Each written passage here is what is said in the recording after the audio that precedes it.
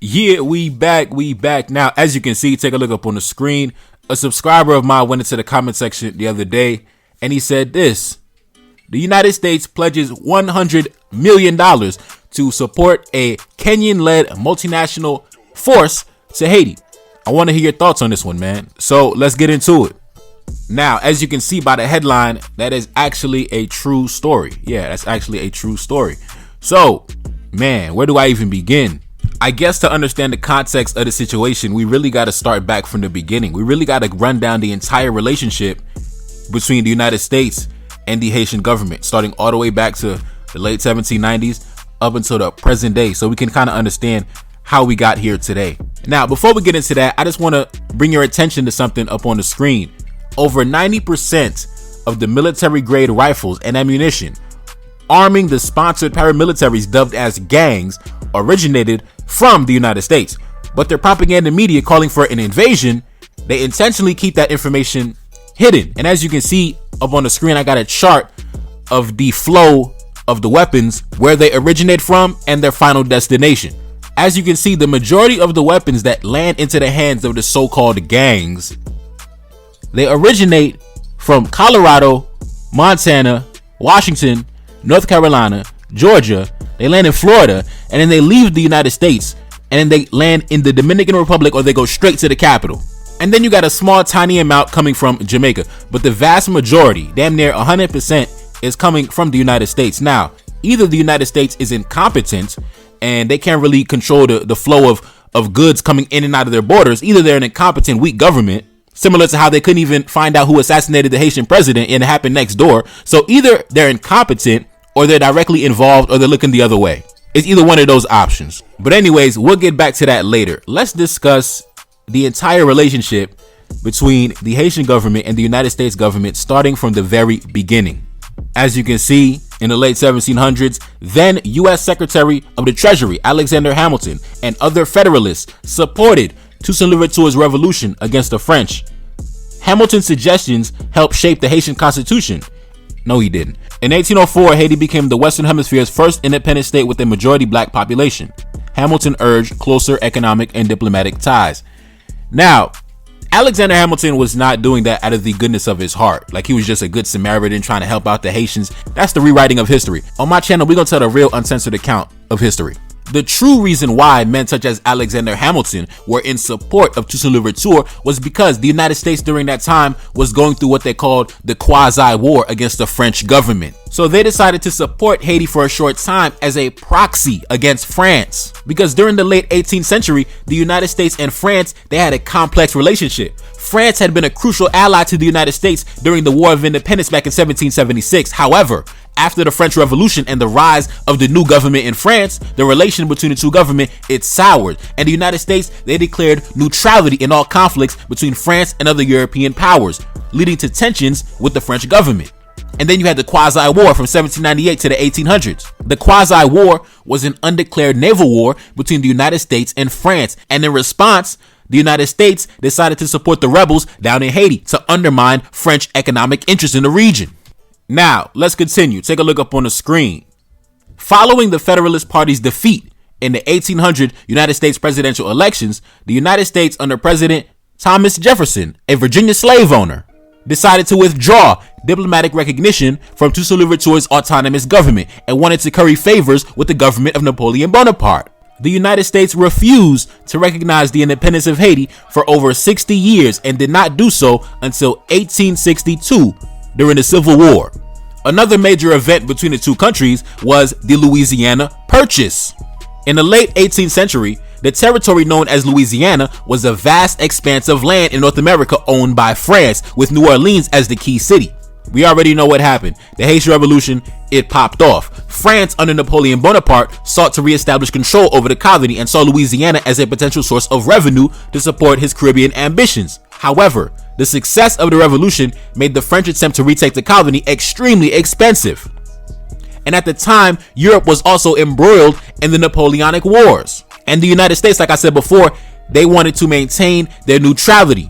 So what happened was, the difficulties that France encountered in its efforts to regain control of Haiti, and the enormous cost associated with the military expeditions, Napoleon decided to abandon his plans for an American empire and offered to sell the entire Louisiana territory to the United States.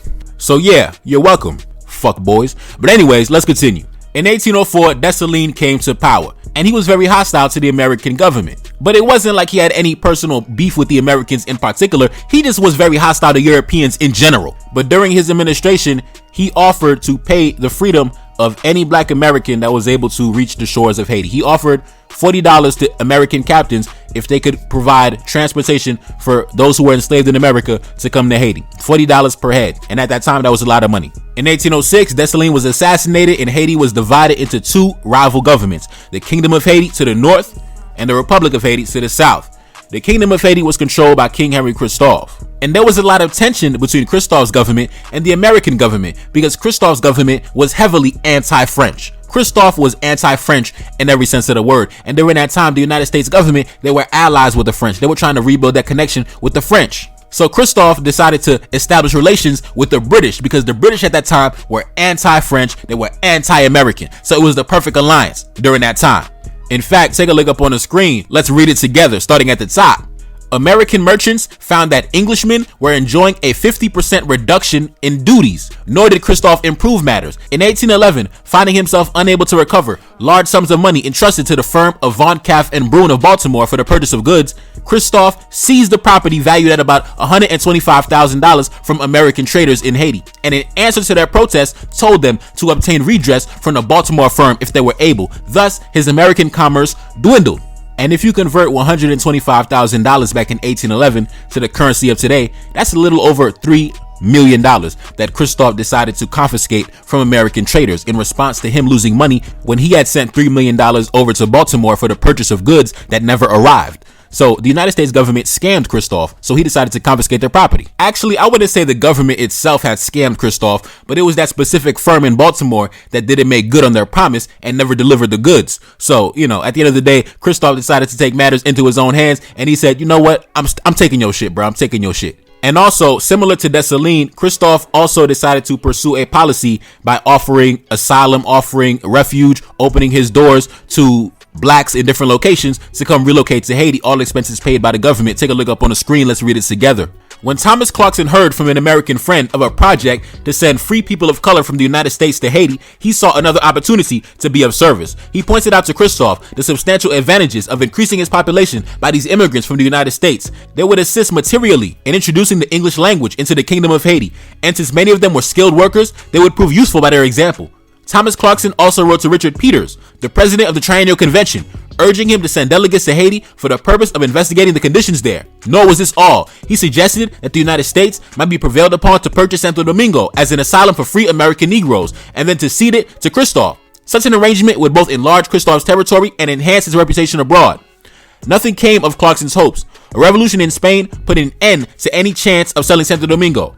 But it is extremely unlikely that the United States would have considered such an arrangement. Yet Christophe received Clarkson's suggestions and wrote through Lemonade, the foreign minister, I believe, to American abolitionists offering to defray the cost of transportation for the Negro immigrants, who he was willing to receive without any stipulations regarding the Spanish part of the island. There were many thousands of free people of color who wanted to go to Haiti, but the death of Christophe prevented the signing of an agreement, whereby he was going to provide a vessel to transport them and to advance them $25,000 as a first donation towards incidental expenses.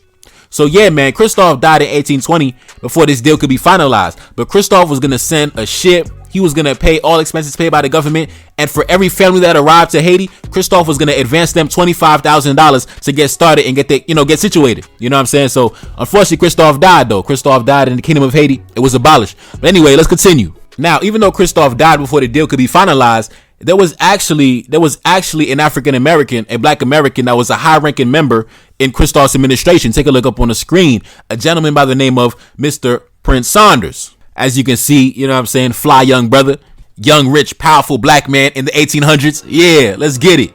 Prince Saunders, born in 1775, was an African-American teacher, scholar, diplomat, and author who different sources say he was born in either Lebanon, Connecticut, or Thetford, Vermont. During his life, Saunders helped set up schools for African Americans in Massachusetts and also in Haiti for King Henry Christophe. During his time in Haiti, Saunders also penned the Haitian Papers, which were a translation of the Haitian laws with his commentary. He was a proponent of black immigration in Haiti, where he became a naturalized citizen. Because of his influence in establishing schools for African Americans, Saunders was one of the most significant black educators in the early 19th century in the United States and in Haiti. He lived his last days in Port-au-Prince, where he died in 1839.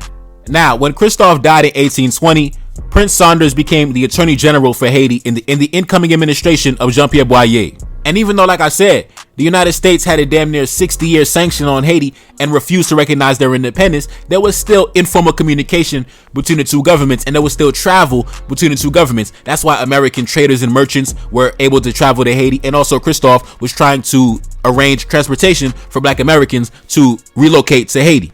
Now, in the 1820s, even though Dessalines and Christophe were now gone, the Haitian government continued to pursue the foreign policy of the transportation of African Americans over to Haiti. And that was actually done during the administration of Jean-Pierre Boyer with the help of Mr. Jonathan Granville. As you can see, take a look up on the screen, this brother right here. Let's get into it.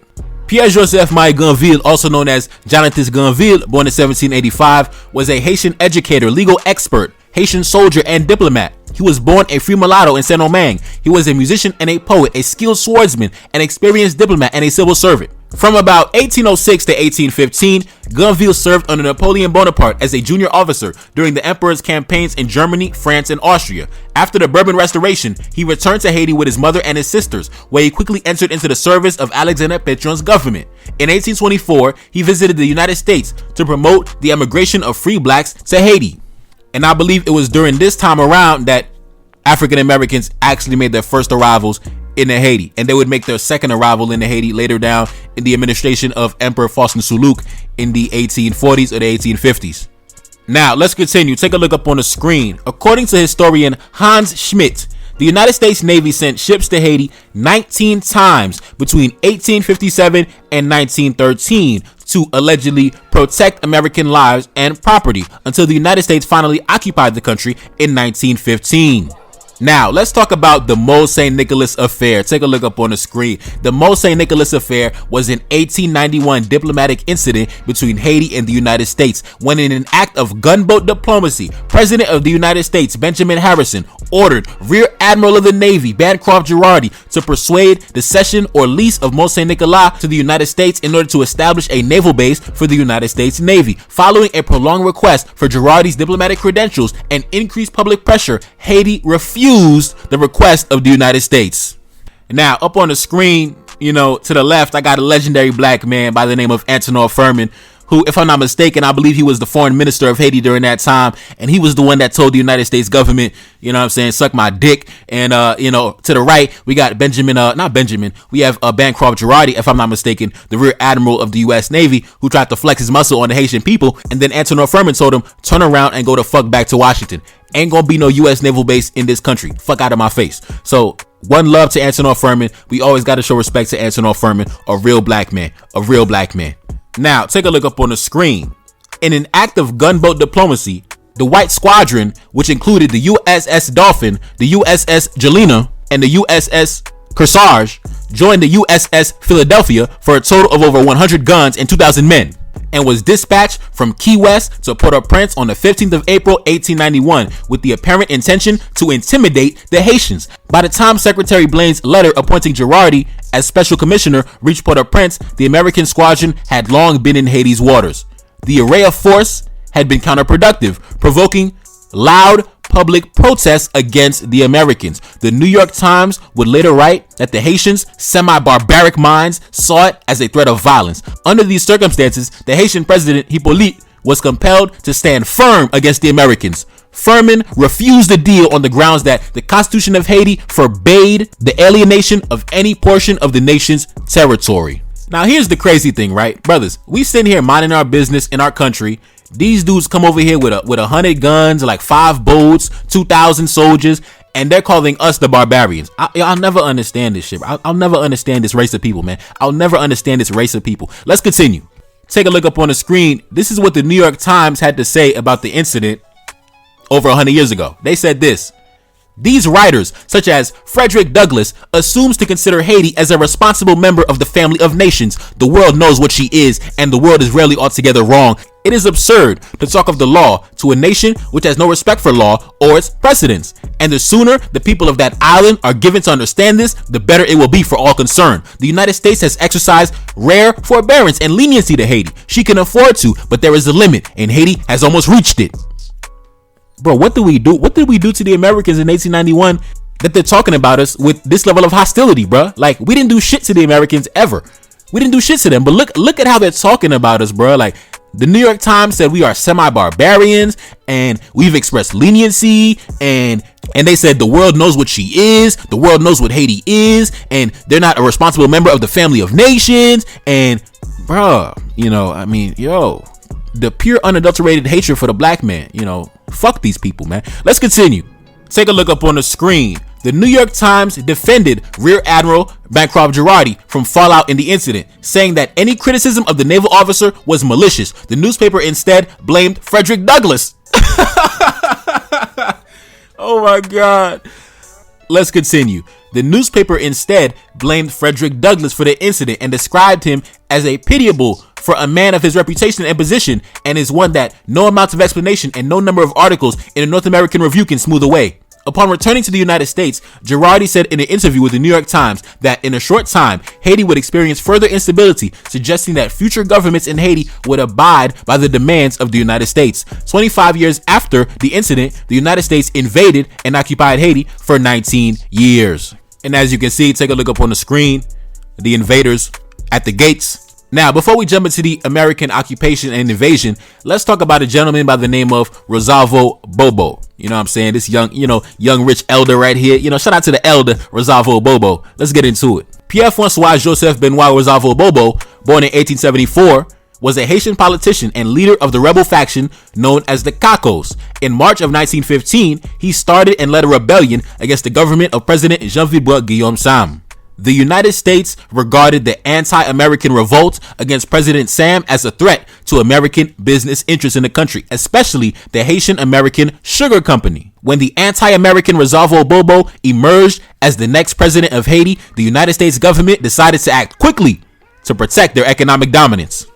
In April 1915, Secretary Bryan expressed support for invading Haiti to President Woodrow Wilson, writing that American interests are willing to remain there with the view of purchasing a controlling interest and making the bank, the Central Bank of Haiti, a branch of the American Bank. They are willing to do this provided that the government takes the steps necessary to protect them, and their idea seems to be that no protection will be sufficient that does not include the control of the customs house. On July 28, 1915, United States President Woodrow Wilson ordered 340 U.S. Marines to occupy the Haitian capital, and the invasion took place on the very same day. The Secretary of the Navy instructed the invasion commander, Rear Admiral William Banks Caperton, to protect American and foreign interests. Wilson also wanted to rewrite the Haitian Constitution, which banned foreign ownership of land. Now, time out. It did not ban foreign ownership of land. It banned white men from owning land. If you are a black man from another country, come on in, brother. Have some land. If you're a white man, fuck out of here. No land. So that's why they wanted to change the Constitution, because white men couldn't even own a goddamn dirt patch in Haiti until the United States government invaded in 1915. And as we all know, President Woodrow Wilson was a staunch white supremacist and sympathetic towards the Ku Klux Klan. So anyways, you already know what it is. Let's continue. U.S. Admiral William Banks Caperton commanded the U.S. troops occupying Haiti after the assassination of President Sam. Under the orders from Washington, he sought to find a suitable candidate to assume the presidency, aka we gotta find a puppet. Two names emerged, Rosalvo Bobo and Philippe Dartignave. After interviewing both men, Caperton formed the opinion that Bobo was mentally unstable and unfit for any office. He informed Washington and was told by Franklin Delano Roosevelt that the election of Dartignave was preferred by the United States. Now, the reason why the Americans said that Rosalvo Bobo was mentally unstable was because he was the one that led the anti-American rebellion against the government, and he was anti-government. He was a Haitian nationalist. He was not trying to, no. He told them white boys, nigga, go back to Washington. I'm not doing no business with you. Fuck out of my face, bro. Like, hell nah. So they said he was mentally unstable. So they said, we're going to choose Philippe Dartignave. And as you can see, Philippe Dartignave, take a look up on the screen. To them, they thought he was extremely mentally stable. They thought this was an intelligent black man right here. This coward, this puppet right here, this chump, this man. This coward. Let's continue.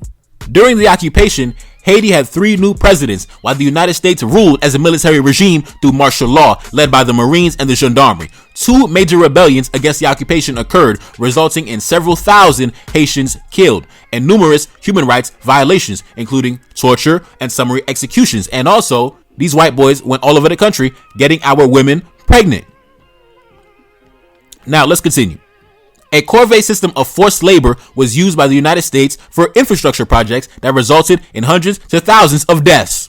Under the occupation, most Haitians continued to live in poverty, while American personnel were well compensated, as well as the American companies. The American occupation ended the constitutional ban on foreign ownership of land, which had existed since the foundation of Haiti. Now, let's talk about the rebellions and the military engagements that occurred between the Haitians and the U.S. Marines. As you can see, this legendary black man up on the screen by the name of Charlemagne Péral, General Charlemagne Péral, rest in peace to their ancestor. Let's talk about him real quick. Charlemagne Masséna Péral was a Haitian nationalist leader who opposed the United States occupation in Haiti in 1915. Leading guerrilla fighters called the Cacos, he posed such a challenge to the U.S. forces in Haiti that the occupying forces had to upgrade their presence in the country. He was eventually killed by American troops. And here up on the screen, we got a picture, Charlemagne Péral, with the homies right in the center with the all-white suit on. Listen, what was the ancestors doing? It was definitely like 80 degrees outside. Why do they all got suits on? But listen, sometimes you gotta suffer to get fresh. Sometimes you gotta suffer to get fresh. Let's continue. Péral was born on the 10th of October, 1886 in the city of Hinche. His father was General Remy Masséna Péral. His sister was the second wife of President of Haiti, Auguste Zamor. So obviously, as you can tell, this brother came from an elite family. His sister was the first lady of Haiti. And I guarantee if he wasn't killed by the American troops, he would have been a future president of Haiti. Yeah, because he was already a big police chief. He was already rising up in government during that time, during the invasion. Now, let's continue. Take a look up on the screen. An officer by career, Charlemagne Péral was the military chief of the city of Léogâne when the U.S. Marines invaded in July 1915. Refusing to surrender to foreign troops without fighting, Péral resigned from his position and returned to his native town of Hinche to take care of his family's land. In 1917, he was arrested for a botched raid on the Hinche Gendarmerie payroll and was sentenced to 5 years of slavery. Escaping his captivity, Charlemagne Péral gathered a group of nationalist rebels and started guerrilla warfare against the U.S. troops. The troops led by Péral were called the Cacos, a name that harked back to the real troops that historically took part in the political turmoil of the late 19th century in Haiti. The guerrilla warriors of the Cacos were such strong adversaries that the United States had to upgrade the U.S. Marine contingent in Haiti and even employed airplanes for counter-guerrilla warfare. His forces attacked Port-au-Prince in 1919, but were driven off. Now, let's continue. After 2 years of guerrilla warfare, leading Péral to declare a provisional government in the north of Haiti. Yes, Charlemagne's forces were such strong adversaries that they actually established their own separate government in the north side of Haiti, where the Kingdom of Haiti was previously situated a century ago. Let's continue.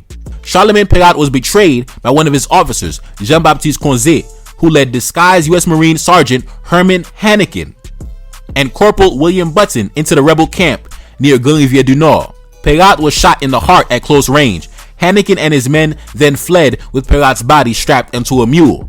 In order to discourage rebel support from the Haitian population, the U.S. troops took a picture of Charlemagne Pérat's body tied to a door and distributed it in the country. However, it had the opposite effect, with the image's resemblance to a crucifixion making it an icon of the resistance and establishing Péral as a martyr. Rest in peace to the ancestor.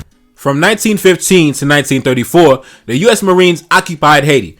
Prior to the occupation, the U.S. military had taken control of the banks and collected $500,000 to hold in New York. Now, listen, they didn't collect $500,000 to hold in New York. They went into the central bank, guns drawn, like it was a home invasion. Like when drug dealers run up in your house, guns drawn, like, yo, where the money at? Where the drugs at? Where the coke at? Where the weed at? That's what it was, bro. That's what it was. They went into the bank, guns drawn. Where's the money at? Where the money at? Then they took $500,000 worth of gold and they sent it to Fort Knox. That's what happened. They didn't take it to collect and hold it for. No, they went into the central bank, guns drawn, on some gangster shit, and stole the shit. Anyway, let's continue.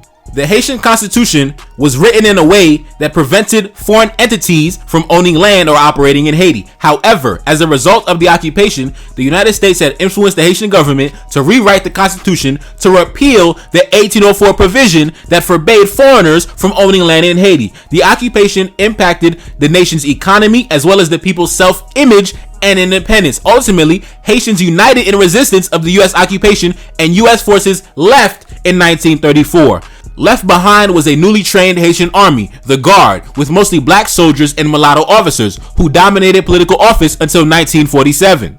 Now, let's go to 1946, the presidency of Dumaze Estime, arguably the greatest Haitian head of state of the last 100 years. Take a look up on the screen. Dumaze Estime was a Haitian politician and president from 1946 to 1950. The memory of his presidency remains very prominent among many Haitians due to the reforms undertaken and the undeniable economic and social progress that the country experienced during his era. Now, let's talk about the good brother Dumaze Estime, as you can see to the right with the all-white suit on. You know what I'm saying? Listen, my ancestors loved them white suits, bro. Them boys love them white suits. I gotta get me a white suit. But anyways, let's get back into it. Dumaze Estime's presidency, even though he is remembered in Haiti for his achievements in terms of economic and social progress, his presidency was not without controversy and challenges in the context of American and Haitian relations, which ultimately led to his downfall. Estime pursued policies that were seen as nationalist and at odds with American interests at the time. He sought to assert more control over Haiti's economic affairs, including the regulation of foreign businesses operating in the country. This nationalist stance clashed with American businesses that had invested in Haiti and were concerned about potential economic restrictions. Estime also implemented labor reforms and the labor code that aimed to protect workers' rights. And while this was a positive step for the Haitian laborers, it was perceived by American diplomats and American officials as detrimental to their economic activities, as it could lead to increased labor costs and regulations. So yes, the Americans didn't like the fact that they couldn't essentially enslave the Haitian people in their factories, so yeah, that was against their economic interests. Let's continue. Estime also took steps to nationalize certain public utilities, such as the electric company. This move was viewed with concern by American businesses that had invested in this sector.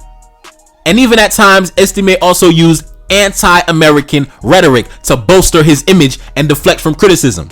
And while such rhetoric may have been intended for domestic political purposes, it strained his relationship overseas and internationally. In response to these issues and concerns, the United States became increasingly wary of Estime's administration. American policymakers perceived his government as less friendly to American interests and potentially disruptive to American economic activity in Haiti. As a result, the United States government adopted a policy of distancing themselves from Estime and began exploring options for regime change. Yes, it's time to overthrow his government. Yes, indeed. Yes, indeed. I want to say something, but I don't want to get my channel knocked off, so I'm not going to say nothing. Let's continue. This ultimately led to the United States supporting an overthrow of his administration. He was overthrown, and the United States threw their support behind General Paul Magloire, who became the new president of Haiti. Magloire, even though he also expressed certain nationalistic sentiment, he was seen as more amenable to American interests, and his government was considered more pro-American.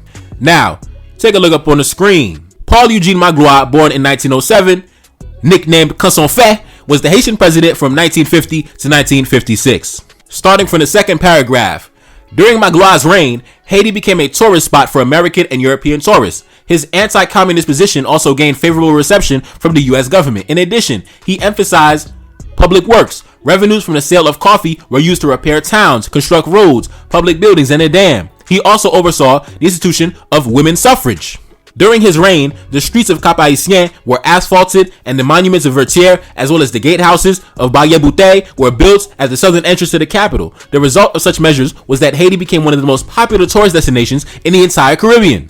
General Paul Magloire had a considerably different relationship with the United States compared to his predecessor, Dumaze Estime. Magloire's presidency marked a period of improved relations between Haiti and the United States, largely due to his alignment with American interests and American policy. Magloire was seen as more favorable to American interests than Estime. He pursued policies that were in line with American economic and strategic objectives in the region. Magloire's government welcomed American investment, and American businesses played a significant role in the Haitian economy during his presidency. Magloire was viewed by the United States as a stabilizing force in Haiti. During the early years of the Cold War, the United States sought allies in the region who were firmly anti-communist. Magloire's government was seen as supportive of American efforts to counter the spread of communism in the Caribbean. Now, let's move on to the administration of François Duvalier.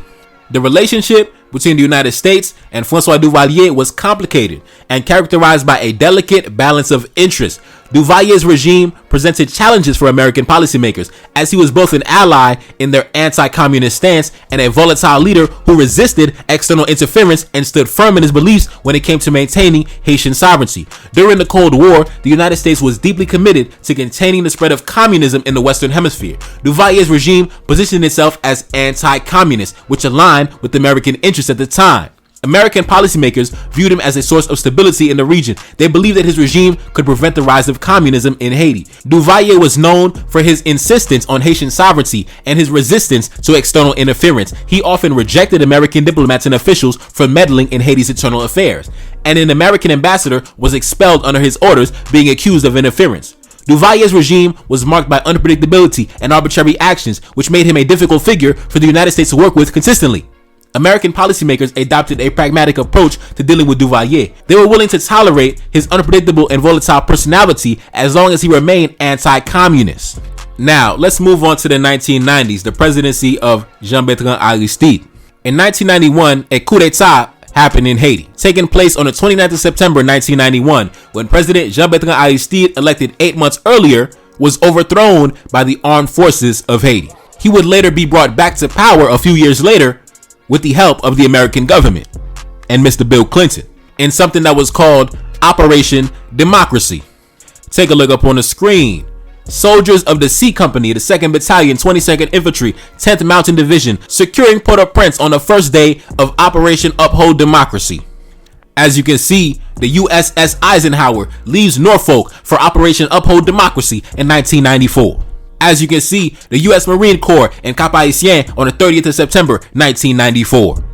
Operation Uphold Democracy was a military intervention designed to remove the military regime installed by the 1991 Haitian coup d'etat that overthrew Jean-Bertrand Aristide.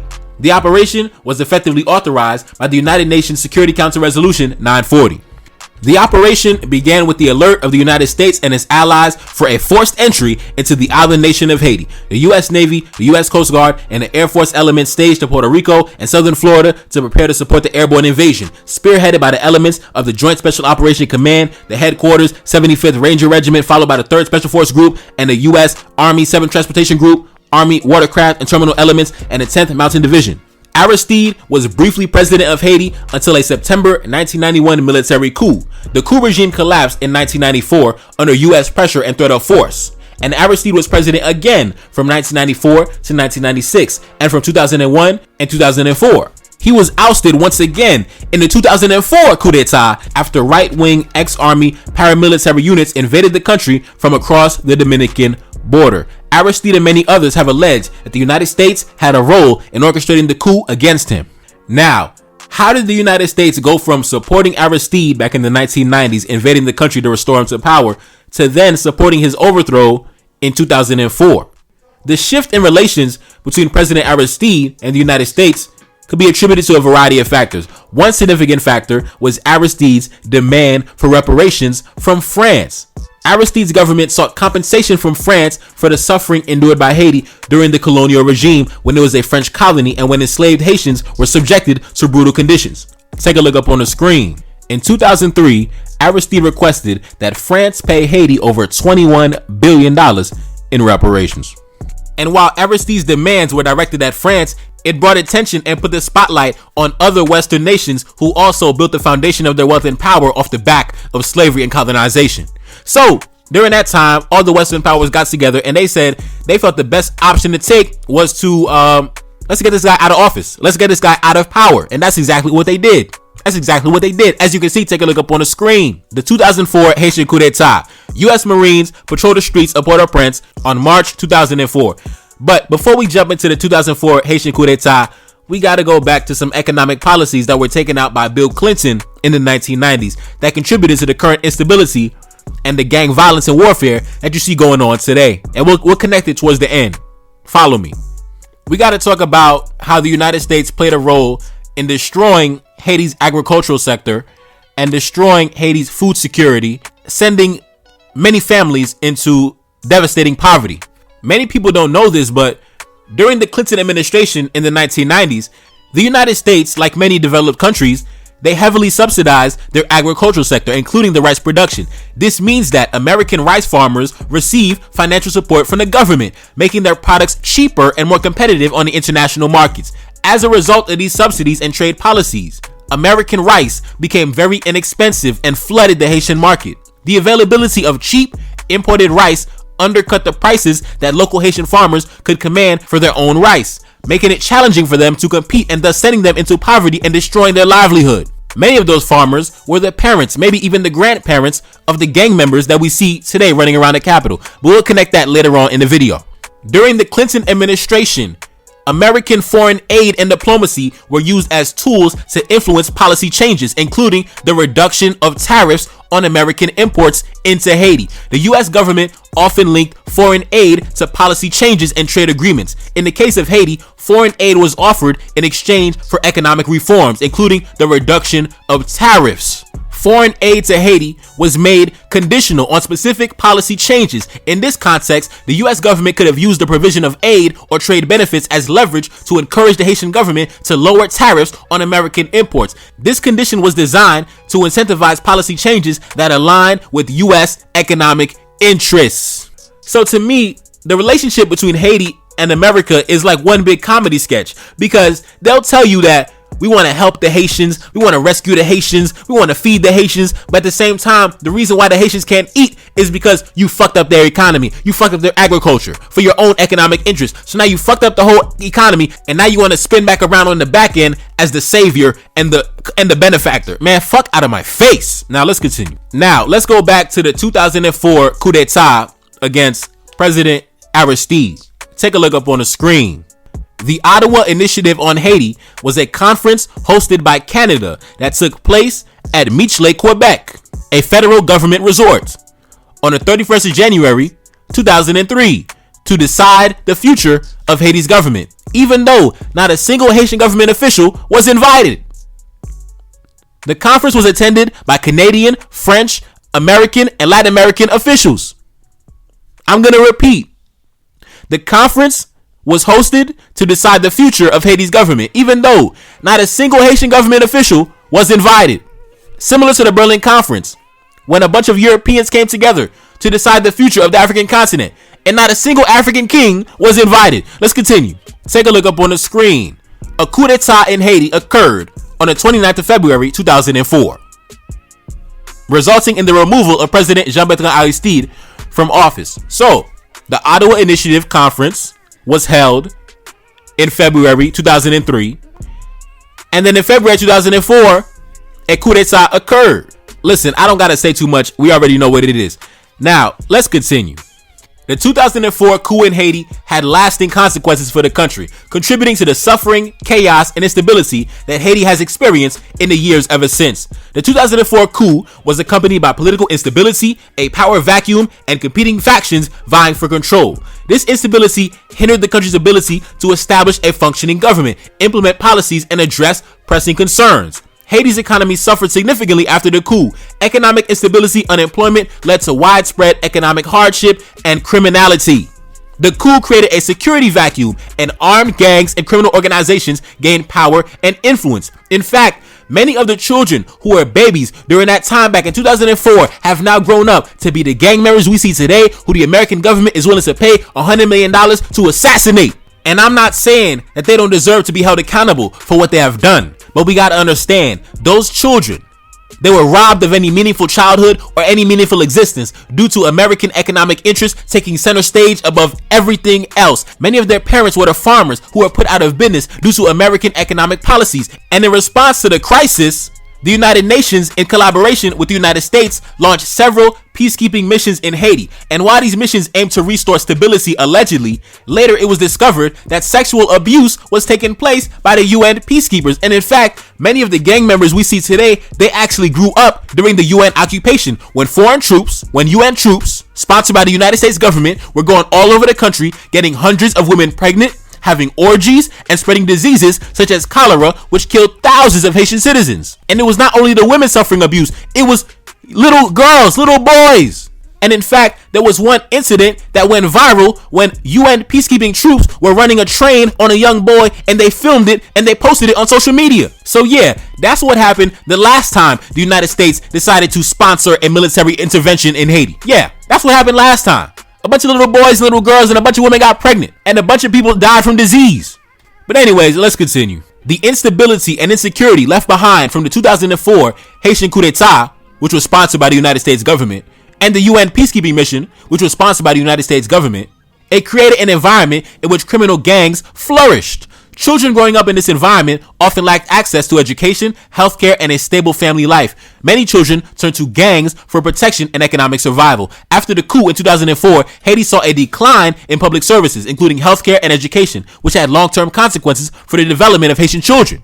In areas with weak governance and limited economic opportunities in the capital, criminality began to thrive. These criminal enterprises generated significant income, allowing gang leaders to accumulate wealth and power. Many communities in these areas face extreme poverty, lack of access to basic services, and high unemployment. Residents struggle to meet their basic needs, including food, housing, and healthcare. Gang leaders exploit this desperation by providing some of these necessities to gain community support and loyalty. In such dire circumstances, gang leaders often become symbols of success. They are perceived as individuals who have managed to achieve a level of wealth and power, which can be seen as attractive to young people who don't have any hope for tomorrow. Gang leaders use their accumulated wealth to expand and maintain control of their territory. They establish dominance through intimidation, coercion, and violence. Communities may see them as protectors, as gang leaders often provide a degree of security in areas where the state cannot or will not.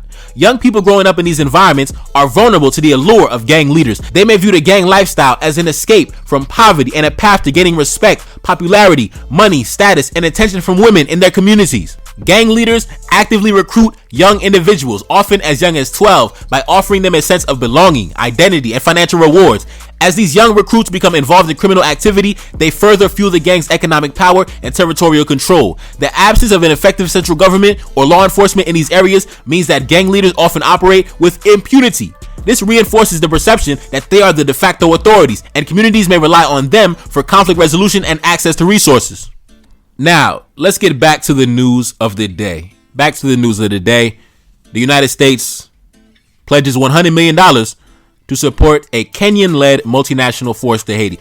Now, the reason why they decided to choose a country like Kenya, a black country, they also wanted to go to Jamaica and the Bahamas. They want to send blacks over there because at this point in time, Haitians do not want to see anybody white, anybody non-black coming onto the country with a gun. Because anytime a white man came to the country with a gun, he just engaged in degeneracy. He did not do anything he was sent to do. He just had a bunch of sex. They just robbed us of a whole bunch of shit. They just robbed us, assaulted our women, got a bunch of women pregnant, left a bunch of diseases behind. Yo, bro, that's the only thing white men have done on the island of Hispaniola ever since the arrival of Christopher Columbus. Just come through, get the women pregnant, spread disease, rob the people of everything they have, and then go back home. So they're trying to dress it up differently now, saying, okay, now we're gonna send the blacks. Now we're gonna send the blacks over there. But to be honest, Haitians don't even want to see blacks. We don't want to see nobody. They don't want to see nobody. They don't want to see nobody because it makes no sense for the same exact people who've been trying to destroy the country for 200 years to now present themselves as the benefactors, as the philanthropists, as the saviors trying to restore order and stability. Fuck you, man. Fuck you. Fuck you. Fuck you, bro. Fuck you. Now, let's jump into the article. The Biden administration pledged $100 million on Friday to support a Kenyan-led multinational force to restore security to conflict-ravaged Haiti and urge other nations to make similar contributions. Now, for some reason, the Western media believes that Haiti is only composed of one city. They believe Port-au-Prince is the only city that exists in Haiti, right? Because that's where the instability and the conflict is concentrated. Okay, there are other parts of the country that are not run down with gang violence, but they think that Port-au-Prince is the only town in the whole country. But anyways, let's continue. Secretary of State Anthony Blinken announced that the U.S. would provide logistics, intelligence, airlift, communications, and medical support to the mission, which still needs to be approved by the UN Security Council. Other than Kenya, which would head the operation, Jamaica and the Bahamas and Antigua and Barbuda have pledged to deploy personnel. Blinken urged the international community to pledge additional personnel as well as equipment, logistics, training, and funding for the effort to be successful. Now, I didn't mention this before, but back in the 90s, the United States government encouraged Haiti to abolish their military. And the bonehead that was in power at the time, he agreed to do it. So my thing is this: why don't you take that $100 million if you really want to help and just provide the equipment, provide the weapons, provide the technology to the Haitian police so they can take care of the problem by themselves? But, it is what it is, bro. They have their own economic interests at play, so only they know why they would rather send an invasion force instead of just sending the technology and the weaponry so we can handle it by ourselves. But whatever, man. Let's continue. Haitian Prime Minister Ariel Henry echoed Blinken's urgency, telling the UN General Assembly on Friday that police and military personnel are needed and that the use of force remains essential to create an environment in which the state can function once again. Now, I want to ask a question to my audience. If somebody was not democratically elected by the people, do they have the authorization to approve or deny an invasion force coming into the country? If you are not appointed by the people, if you are appointed by the U.S. State Department, because Ariel Henry was not elected as the president of Haiti, he was appointed as the president of Haiti by the United States State Department, by the U.S. State Department. They decided after the president was assassinated that they were going to back the current Prime Minister Ariel Henry. He was not elected. It was essentially a coup because the president was killed and then a new man was installed by the Americans. And this new guy is the same one telling the Americans, come invade the country, bro. Come invade the country. So they put their guy in power and now their guy is calling them to come invade the country. Does that make any sense? Do you have the authority to call upon an invasion of the country when you are not even democratically elected? Does that make sense? Are you legitimate? Is this democracy? That's what I'm saying. I don't understand what they mean when they talk about democracy. It's been 2 years since the president was killed. And this new guy who's not democratically elected, he's still in power. He hasn't implemented a single policy. He hasn't done a goddamn thing. The only thing he's done is call upon foreign intervention. That's all he's done for 2 years straight. He just sat up in the presidential palace begging the international community to invade the country. He did not do a goddamn thing. And just like I said in the beginning of the video, just like I said in the very beginning, over 90% of the military grade weapons and ammunition arming the so-called gangs, they originate from the United States. Okay, as you can see, they originate from strawman purchases all the way in Colorado, Montana, DC, District of Columbia, North Carolina, Georgia. They make it down to Florida and they go down to the Dominican Republic. They travel over the border or they go straight to the Haitian capital. And a very small amount comes straight from Jamaica, a very tiny amount. But the vast majority are coming straight from the United States, And nobody can ever answer for me that question. The United States is the one flooding the country with the guns. That's where the guns are coming from, because Haiti doesn't produce a single gun, a single bullet.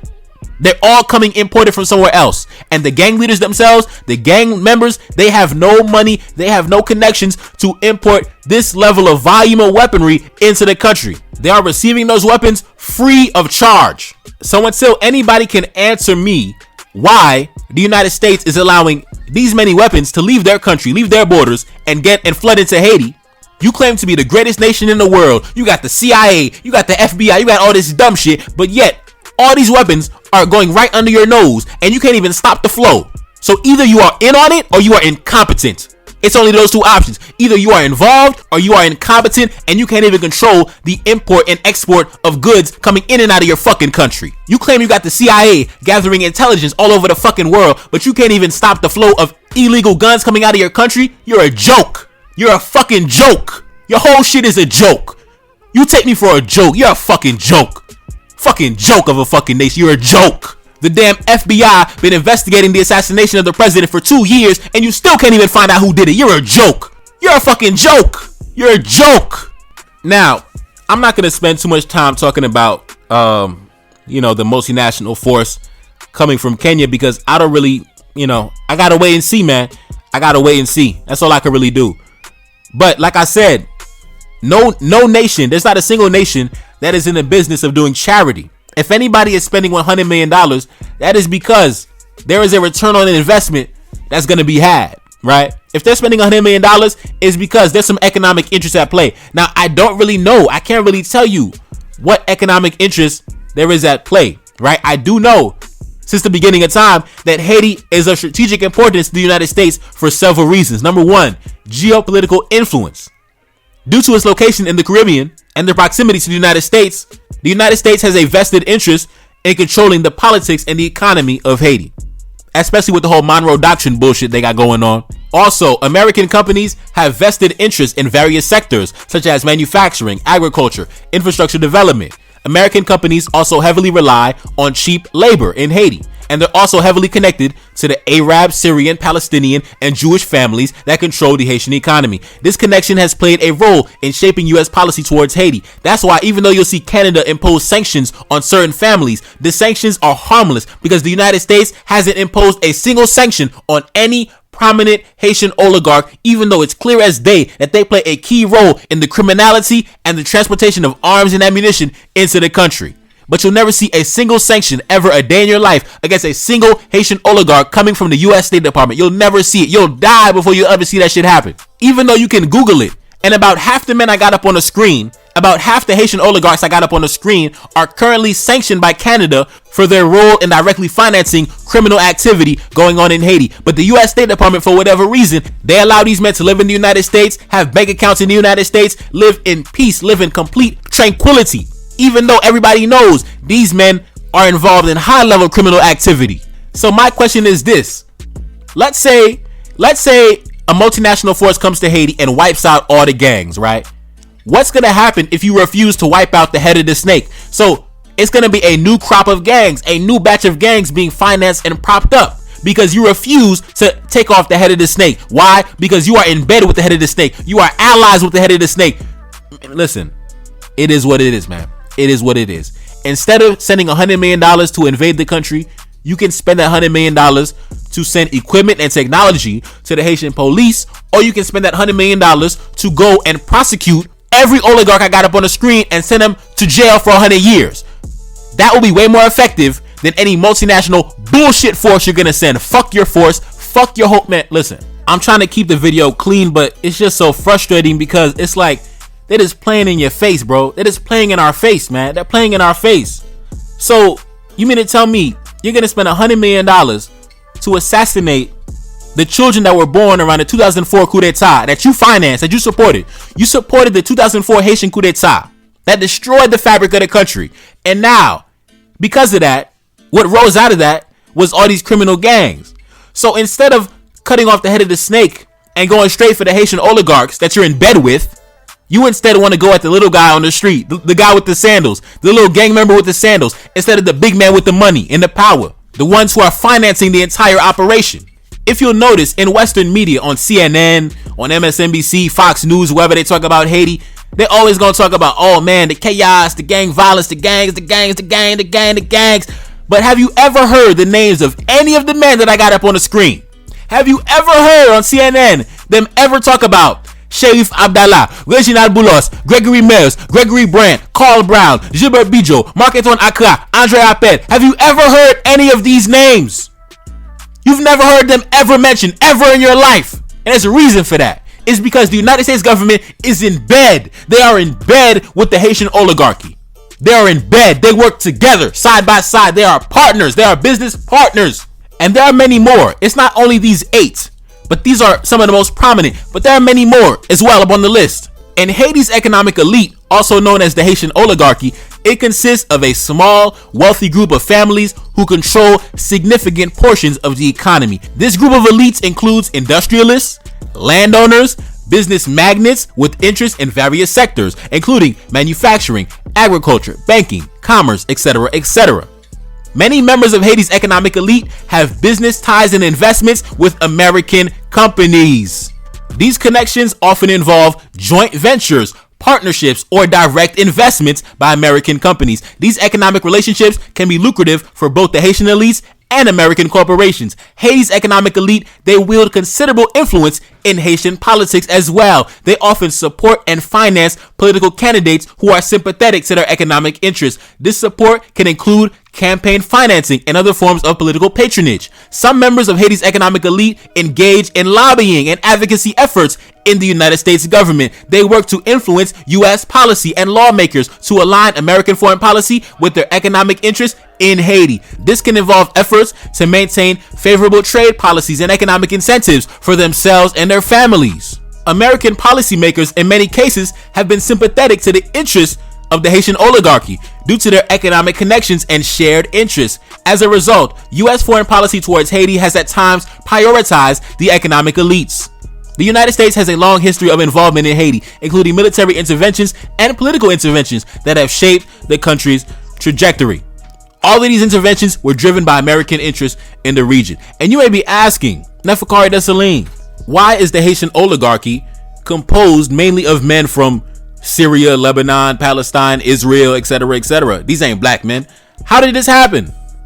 Well, the arrival of Middle Eastern immigrants, mainly from Lebanon and Syria and a few other places, occurred in the late 19th and early 20th century, shortly before the U.S. invasion and occupation. Many of these immigrants entered into small businesses and trading activities. Over time, many members of the Middle Eastern immigrant community became involved in various economic sectors, including commerce, import, export, mainly with the United States, and manufacturing. They established successful businesses that became the foundation of their economic influence. This collection of immigrants developed extensive business networks that extended beyond Haiti's borders. They engaged in international trade and established connections with foreign companies, allowing them to expand their economic reach. The Haitian oligarchy, like elites in many other countries, they often wielded significant political influence. They have used their economic power to support political candidates and parties that align with their interests, contributing to their influence within the government. And everybody knows they have engaged in violence whenever their economic interests were threatened, even going all the way back to the assassination of President Kenyan-led in the early 1900s, who was the great-grandson of Dessalines. And I told y'all before in previous videos, that president, he actually implemented policies to protect the homegrown Haitian community against these immigrants. And unfortunately for him, the presidential palace was blown up, and the president, along with 300 other soldiers, they were killed.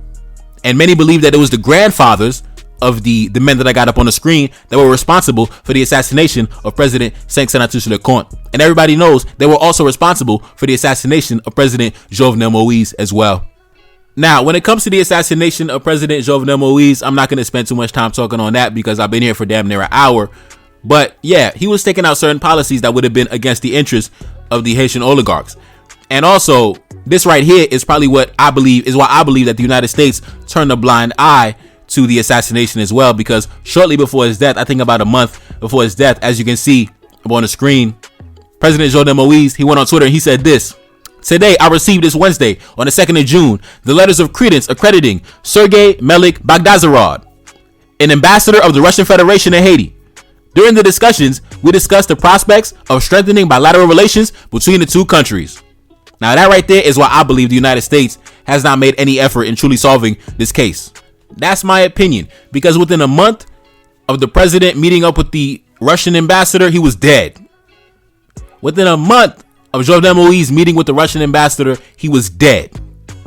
Within a month of Jovenel Moise meeting with the Russian ambassador, he was dead. So listen, y'all can read between the lines. It is what it is. And I'm gonna leave on this note, like I came in.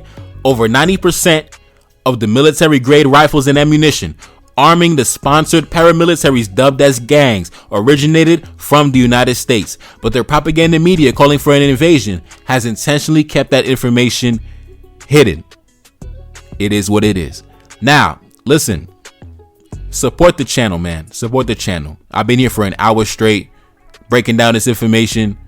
Listen, bruh, support the damn channel, bro. I'm just gonna come out and make the request. Hit the Cash App. Hit the Cash App. Show love to your boy, man. I put in way too much goddamn work, man. I don't even feel good. You can probably hear it in my voice. I'm sick right now, bro. I'm sick as a dog right now, but I'm still putting in that grind, bro. I'm still putting in that grind. So support the channel, man. Support the channel. It's your boy Neferkari Dessalines back in the building. Yes, indeed. Cash App up on the screen, and I'm gone. Peace. Reincarnated, I'm back in original fashion. I love left on a horse and came back in the ass, and I left with abundance and came back to famine. We used to be pyramids, now we be rapping. Look how the mighty have fallen. Used to be running, now we be walking. When you be cooning, that's when they applauded. Selling your soul, your sons and your daughter. Gotta come up in this shit, they stuck in the mix. Really, my heart it be breaking. That's why I'm stacking that paper and handle my business. Pass it down in generation. Talking about money and power and building a nation. That's a deadly combination. Never be watching the TV, they pushing agendas, falsifying information. Know they got malice intentions. Step in the room and I'm feeling the tension. Enemy watching, he blocking my vision. Pay for the check cause I need my redemption. Building my kingdom, I need it protected. Ready for war like a young Money Congo. Never decided the team is the motto. Up in the crib and I'm whipping up waffles. Up in the crib and I'm smoking gelato. I'm chilling, I'm taking my pain and make it ambition. I'm blessed by the gods, but I ain't religious. I came for the power, they came for the bitch. They making no hourly wage, I got business. This is an art and they could never be taught. Selling my soul, I can never be bought. Play with my money, I see you ain't caught. Run to the check and I do it for sport. Babylon falling, I go to the source. Packing my luggage and go overseas. Shorty be with me and she so elite. Shorty be chocolate, I'm calling her Hershey. Secret intelligence probably gon' murk me. Don't fuck with brands cause nigga I'm Haitian. Say the wrong shit and you're smacking their faces.